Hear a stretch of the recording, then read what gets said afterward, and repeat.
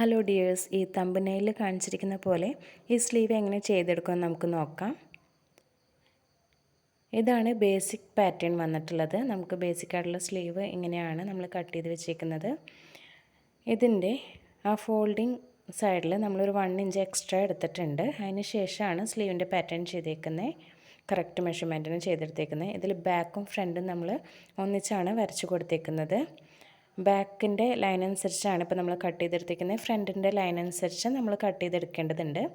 Folding സൈഡിൽ നമ്മളൊരു V notch കൊടുക്കണം. അതിന് ശേഷം അത് നിവർത്തിയിട്ടിട്ട് ഫ്രണ്ട് പോർഷൻ്റെ ലൈൻ അനുസരിച്ച് നമ്മളൊന്ന് കട്ട് ചെയ്ത് മാറ്റുകയാണ്. ഇനി എക്സ്ട്രാ നമ്മൾ 1 ഇഞ്ച് കൊടുത്തിട്ടുണ്ടല്ലോ, സെൻറ്ററിൽ ആ വി നോച്ചിന് നേരെയായിട്ട് ഒരു സ്ട്രെയിറ്റ് ലൈൻ കൊടുക്കുക.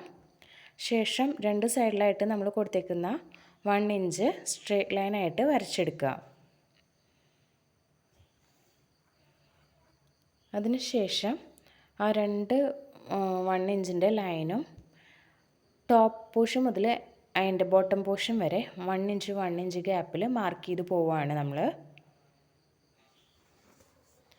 എൻഡ് വരെ നമ്മൾ അതുപോലെ മാർക്ക് ചെയ്യുന്നുണ്ട്. അതൊരു ബോക്സാക്കി എടുത്തേക്കാണ്. മൊത്തത്തിൽ 1 ഇഞ്ചിൻ്റെ സ്ക്വയർ ബോക്സായിട്ടാണ് അവിടെ വന്നേക്കുന്നത്. ഇനി ആ 2 ലൈനിലും ടോപ്പ് മുതൽ ബോട്ടം വരെ മേലെന്നൊരു 1 ഇഞ്ച് വിട്ടതിന് ശേഷം ബാക്കിയുള്ള ഓരോ സ്റ്റെപ്പിലും നമ്മൾ സ്ലാൻഡിങ് ലൈൻ കൊടുത്തേക്കാണ്. ആ സ്ലാൻഡിങ് ലൈനിലാണ് നമ്മളിനി സൂചി നൂലും വെച്ച് തുന്നിയെടുക്കാൻ പോകുന്നത്.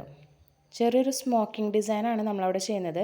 ആ സ്ലാൻഡിങ് ലൈൻ എവിടേക്കാണോ നമ്മൾ കൊടുത്തേക്കുന്നത് ആ ലൈൻ നോക്കിയിട്ട് വേണം നമ്മൾ സൂചി നൂലും വെച്ച് തുന്നിയെടുക്കാനായിട്ട്. അത്യാവശ്യം നല്ല ഉറപ്പോട് കൂടി തന്നെ നമ്മൾ തുന്നിയെടുക്കുക.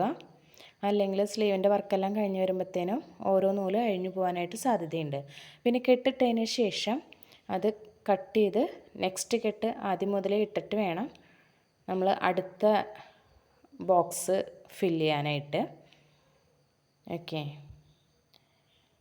അങ്ങനെ നമ്മൾ ഈ സ്ലീവിൻ്റെ ടോപ്പ് പോർഷൻ മുതൽ എൻഡ് പോർഷൻ വരെ അങ്ങനെ ആ സ്ലാൻഡിങ് ലൈൻ ഏത് ഡയറക്ഷനിലാണോ പോയേക്കുന്നത് അത് നോക്കിയിട്ടാണ് നമ്മൾ കെട്ടിട്ട് പോകുന്നത്. അപ്പോൾ നമുക്ക് കുറച്ചും കൂടി ഈസി ആയിട്ട് വർക്ക് ചെയ്ത് തീർക്കാൻ പറ്റും. ബോട്ടം വരെ നമ്മൾ അങ്ങനെ ചെയ്തെടുക്കുകയാണ്.